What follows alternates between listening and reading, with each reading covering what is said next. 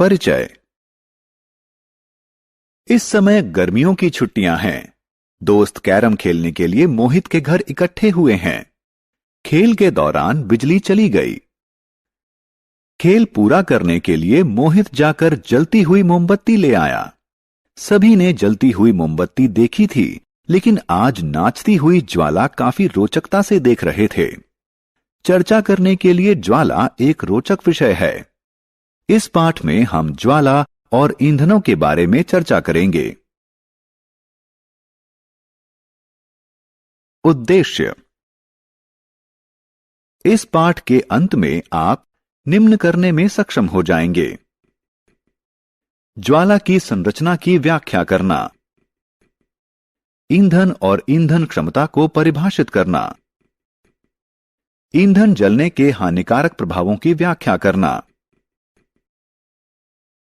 ज्वाला। जब हम लैंप की ज्वाला को देखते हैं, इसका रंग पीला होता है, लेकिन किचन स्टोव की ज्वाला नीली होती है। यह जानना रोचक है कि ज्वाला का रंग ऑक्सीजन की आपूर्ति पर निर्भर करता है। यदि ऑक्सीजन की आपूर्ति कम है, तो अपूर्ण दहन के कारण ज्वाला का रंग पीला दिखाई देगा, और यदि यह अधिक है, तो पूर्ण दहन के कारण ज्वाला का रंग नीला दिखाई देगा। क्या आप जानते हैं कि यह ज्वाला कैसे प्राप्त होती है? जब हम माचिस की तीली से मोमबत्ती जलाते हैं, तो जलती हुई माचिस की तीली की गर्मी मोम को पिघलाती है और वाष्पीकृत करती है, जो बाती के माध्यम से निकलती हुई ज्वाला का निर्माण करती है। इसी प्रकार जब लैंप जलाया जाता है, तो केरोसिन तेल बाती के माध्यम से निकलता है और ज्वाला का निर्माण करता है। मोमबत्ती की ज्वाला की संरचना। मोमबत्ती की ज्वाला को 3 भागों में विभाजित किया जा सकता है: भीतरी जोन, मध्यवर्ती जोन और बाहरी जोन। मोमबत्ती का जलना। आइए हम रोहन द्वारा किए जाने वाले क्रियाकलाप को देखें। वह कांच की एक प्लेट को चिमटों की सहायता से ज्वाला के चमकदार जोन में रखकर दिखा रहा है। कांच पर पड़े गोल काले धब्बे ज्वाला के चमकदार जोन में उपस्थित बिना जले हुए कार्बन के कणों के संकेत हैं। आइए अब हम दूसरे क्रियाकलाप को देखें।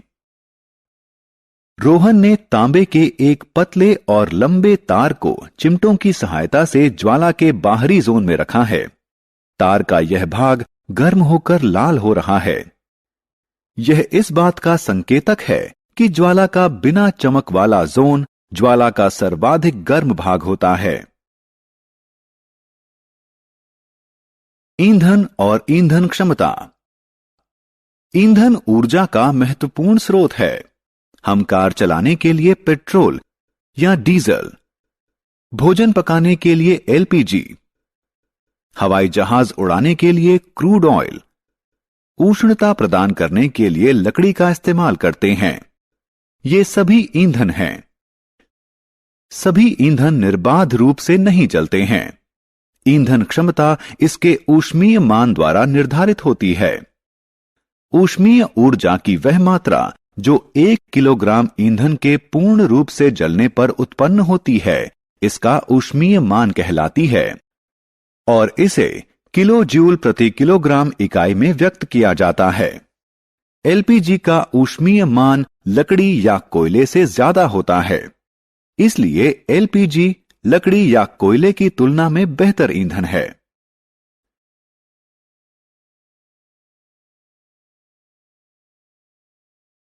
ईंधन जलने के हानिकारक प्रभाव। ईंधन महत्वपूर्ण है, लेकिन ईंधन की अत्यधिक खपत के कारण पर्यावरण पर हानिकारक प्रभाव पड़ते हैं। वाहनों और उद्योगों से उत्सर्जित होने वाले धुएं में बिना जले हुए कार्बन के कण होते हैं, जो वायु प्रदूषण का कारण हैं।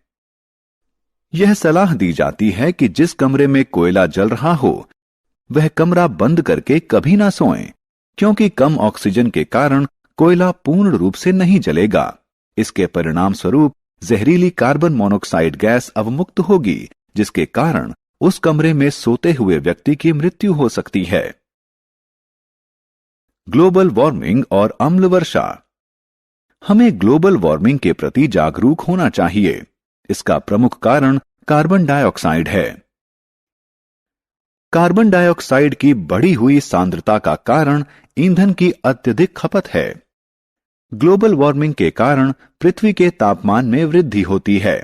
इसके परिणाम स्वरूप ध्रुवीय ग्लेशियर पिघलकर समुद्र के जल स्तर में वृद्धि करेंगे। इसके कारण विश्व के निचले हिस्सों में बाढ़ आ जाएगी। वायु प्रदूषण का अन्य हानिकारक प्रभाव अम्ल वर्षा है।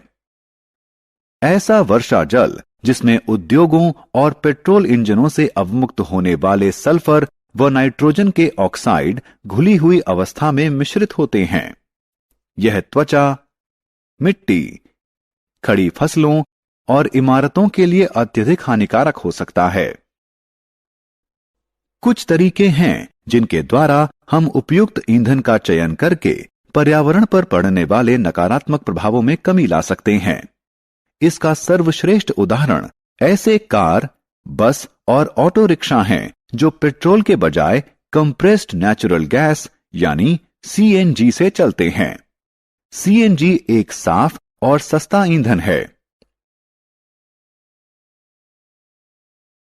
सारांश। आइए हमने जो कुछ सीखा है उसे संक्षेप में दोहराएं। ज्वाला के 3 भाग होते हैं: काला जोन, चमकदार जोन और बिना चमक वाला जोन। ईंधन के अपूर्ण दहन के कारण जहरीली कार्बन मोनोऑक्साइड गैस उत्पन्न होती है। वायु में कार्बन डाइऑक्साइड की सांद्रता बढ़ने के फलस्वरूप पृथ्वी के तापमान में वृद्धि होती है। अम्ल वर्षा में सल्फर और नाइट्रोजन के ऑक्साइड घुली हुई अवस्था में मिश्रित होते हैं।